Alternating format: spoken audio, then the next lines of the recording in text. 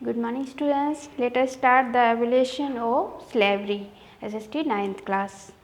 आज हम the evolution of slavery के बारे में पढ़ेंगे, है ना। तो one of the most revolutionary social reforms of the Jacobian regime was the abolition of slavery in the France colonies. इसमें क्या था, सबसे बड़ा सोशल रिफॉर्म यानी कि सामाजिक तौर पे जो इसके सुधारक थे उस समय जो जिनका शासक था उन लोगों ने शुरू की, जैसे कि उन्होंने की थी रिवोल्ट, जिसके थ्रू उन्होंने इसमें कुछ सुधार करना चाहा, है ना। सुधार करना चाहा मतलब जो स्लेवरी यानी कि जो दास प्रथा थी उसको ख़त्म करना था, ठीक है। तो एक इनकी उस समय कौन सी शासन किसकी चल रही थी, जैकोबियन रेजिम की, है ना। इनकी शासन चल रही थी उस समय और इन्होंने मतलब इसके बारे में कुछ कदम उठाने की सोची। फिर क्या हुआ, the colonies in the Caribbean यानी कि कॉलोनी जो कैरिबियन में थे उनमें कौन कौन से लोग, 3 लोग थे जिन्होंने मतलब इसमें बहुत इंपॉर्टेंट सप्लायर करते थे। उनके नाम था मार्टिनी, गोडलॉप एंड डेमिंगो, ठीक है। ये 3 थे जो इन्होंने मतलब कि इंपॉर्टेंट सप्लायर कमोडिटीज़ कोई भी चीज़ों की सप्लायर्स करते थे, जिनमें से तंबाकू थे, इंडिगो और शुगर एंड कॉफ़ी, ये सारी चीज़ों का ये सप्लायर थे। But the reluctant of Europeans to go and work in distant and unfamiliar lands means a shortage of labor on the plantation। लेकिन जो यूरोपियन के लोग थे जो उसमें वर्क करते थे, उन लोगों ने क्या कहा उस समय, मतलब पहले तो करते थे लेकिन उसके बाद उन्होंने सोचा कि क्यों ना हम खुद ही मतलब कहीं बाहर जाएं और वहाँ वर्क करें, मतलब यहाँ जो हमारे जान परिचय के नहीं फिर भी उन लोगों के बीच में जाएं और हम वर्क वहाँ बाहर जाके करें। तब क्या हुआ, जब इन लोगों ने ऐसा करने के लिए सोच लिया तो वहाँ पे बहुत ज़्यादा प्लांटेशन में क्या हुआ, शॉर्टेज हो गई। किस चीज़ की, लेबर की शॉर्टेज हो गई, यानी कि जो वर्कर्स थे उनकी। फिर जो so this was made by a triangular slab trade between Europe, इसलिए फिर यहाँ पे ट्रायंगुलर स्लैब के व्यापार शुरू हुए, वो भी किस तरह से, यूरोप, अफ्रीका एंड अमेरिकन, इन 3 देशों में। The slave trade began in the 17th century, और ये जो स्लैब ट्रेड था, ये दास प्रथा, जो भी इस तरह के व्यापार थे दासों का, ये व्यापार किया करते थे। तो किस तरह से व्यापार करते थे, 17th सेंचुरी में इसकी स्टार्टिंग हुई थी, मतलब उस समय शुरू हुआ था। France march sail from the port of Bordeaux और Nantes to the African coast. जो फ्रांस के मार्चेंट हुआ करते थे वो कहाँ जाते थे, इन स्लैब्स को ढूंढने के लिए, पोर्ट ऑफ बॉर्डर्स और नाइंटोस, और इसके बाद यहाँ से होते हुए कहाँ जाते थे, अफ्रीकन कोस्ट में।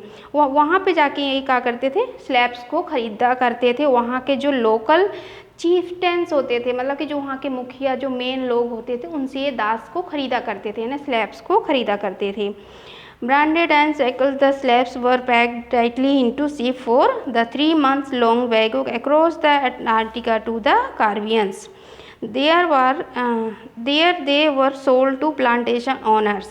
अब ये लोग क्या करते थे, इनको बढ़िया से बहुत टाइटली पैक किया करते थे, जो क्योंकि इनको 3 मंथ लगते थे वहाँ तक जाने के लिए, अंटार्कटिका टू द कार्बियंस, है ना। और वहाँ पे ये लोग क्या करते थे, इन स्लैब्स को उन प्लांटेशन के यानी कि जिन्होंने मतलब कि जो ऑनर हुआ करते थे उनके पास जाके इनको बेच दिया करते थे। The plant exploitations of slave labor made it possible to meet the growing demand in European market for sugar, coffee and indigo। अब जब ये शोषण इतना ज़्यादा हो रहा था स्लैब्स का, यानी कि जो ख़रीदारी हो रही थी दास का, और फिर जाके दूसरी जगह बेच देना उन लोगों को, क्यों बेचा करते थे कि ताकि वहाँ पे वो लोग काम करें और उस ऑनर के मतलब ऑनर जैसा चाहे वैसा, है ना, जो भी वो प्लांटेशन वगैरह, जो भी वो फैक्ट्री या कुछ भी करते थे उसके अंदर ये वर्कर के रूप में काम करवाते थे। और इसके कारण इन लोग का क्या होता था, फलता फूलता था वो बिजनेस, है ना, जो भी बिजनेस करते थे। और इन्हीं दासों के कारण जो दूसरे देशों से खरीद के यहाँ ला के बेचा जाता था, यूरोपियन के बाद इनका यहाँ पे क्या हुआ, अच्छे से मतलब इन लोग अपने अंडर में रख लिए और इनसे इतना ज़्यादा काम करवाने लगे, जिसके कारण इनका अच्छे से बिजनेस चलने लगा। जैसे कि कॉफ़ी, शुगर और इंडिगो, इन सब चीज़ों की business. Port cities like Bordeaux and Nantes want their economic prosperities of the flourishing slave trade. अब ये जो दो, जैसे कि ये दो सिटीज़ थी बॉर्डियस एंड नैंटोस, इन लोग बहुत ही फलते फूलते थे उस समय। खुद इकोनॉमिक स्थिति उनकी इतनी अच्छी थी। क्यों? क्योंकि इनको अच्छे स्लैब मिले थे, अपने मन के काम करवाते थे उनसे, शोषण करते थे उनका, है ना। तो ये अपना कि जो क्या कहते हैं उसको, बिजनेस में प्रॉफिट ज़्यादा से ज़्यादा कमाने लगे। इस तरह से वो फलना फूलना उनका हो गया और ये लोग खुशहाल ज़िंदगी जीने लगे। इसके बाद throughout the 18th century there was little criticism of slavery in France. फिर क्या हुआ, जब पूरे 18वीं शताब्दी जब चला तो उस समय थोड़ा सा इसके पीछे स्लेवरी के खिलाफ वहाँ के फ्रांस के लोग कि जो थे इसके खिलाफ फ्रांस में हुआ, कुछ बातें सामने आई ऑपोजिशन में। The national assembly held long debated about whether the rights of man should be extended to all France subject including those in the colonies। जो वहाँ पे नेशनल असेंबली थी फ्रांस में, वो लोग क्या किए, इस बारे में बहस किया करते थे, बहुत सारे विचार रखते थे, बोलते थे, हर चीज़ डिस्कशन चलता था कि मैन और वुमेन में किस तरह की इक्वलिटी लानी चाहिए और दोनों के फेवर में होना चाहिए। हर चीज़ इक्वलिटी की बात करते थे, फ्रीडम की बात करते थे, है ना, लिबर्टी की बात करते थे। लेकिन हुआ क्या, but it did not pass any laws. लेकिन इन्होंने कभी भी कोई भी लॉ पास नहीं की, है ना, कि कोई बिल पास करे जिससे ऐसी चीज़ पास करे कि वो कानून बने और इन लोगों को वो वाले अथॉरिटी मिले, इस तरह की राइट्स उनको मिले। लेकिन ऐसी उन्होंने कुछ नहीं किया। फेयरलिंग opposition from businessman whose income depend on the slave trade. इसका रीज़न क्या था, ये लोग कोई लॉ नहीं पास कर सके। इसका रीज़न ये था कि वो डरते थे कि इन लोगों से जो उस समय के स्लेवरी बिजनेसमैन थे, यानी कि जो दास प्रथा के उन दासों को अपने अंडर में रखे थे, उस बिजनेसमैन बड़े बड़े लोग थे जो दूसरे लोगों को खरीदते थे अपने अंडर और काम करवाते थे, उनका शोषण करते थे। उन लोगों के डर से इन लोगों ने ये अपना कदम नहीं उठा पाए कि कोई भी लॉ पास कर सके। It was finally the convention which in 1794 legislative to free all slaves in the France overseas। और फिर क्या हुआ फाइनल, लेकिन ये इसके बावजूद फिर लास्ट में जाके 1794 में इनको फिर ये फ्रीडम का हक मिला।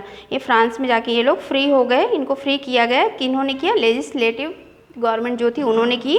और फिर this however turn out to be a short term measure. 10 years later Napoleon introduce slavery. लेकिन जो ये इनकी स्लेवरी जो थी कुछ समय के लिए ही रह गई, कुछ समय बाद इसको फिर से रीइंट्रोड्यूस किया गया। किसके द्वारा? नेपोलियन के द्वारा, यानी कि नेपोलियन ने फिर से यही प्रथा स्टार्ट कर दी।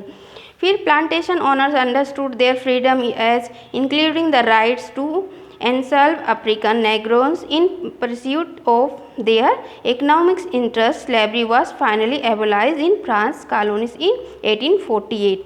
और यहाँ तक कि अंत में इन लोग को समझ में आ गया था कि स्लेवरी के बिना उनका जो प्लांटेशन है वो नहीं चल सकता। ये इस चीज़ को अच्छे से समझते थे, इसलिए उन लोगों ने इस पर ज़्यादा इकोनॉमिक इंटरेस्ट इनमें ज़्यादा लिया इन लोगों ने। फिर लास्ट में जाके फिर भी जाके क्या हुआ, स्लेवरी वाज फाइनली एबोलाइज, बाद में जाके इसका जो था ख़त्म किया गया स्लेवरी को, फ्रांस के कॉलोनीज़ को। किस सन में?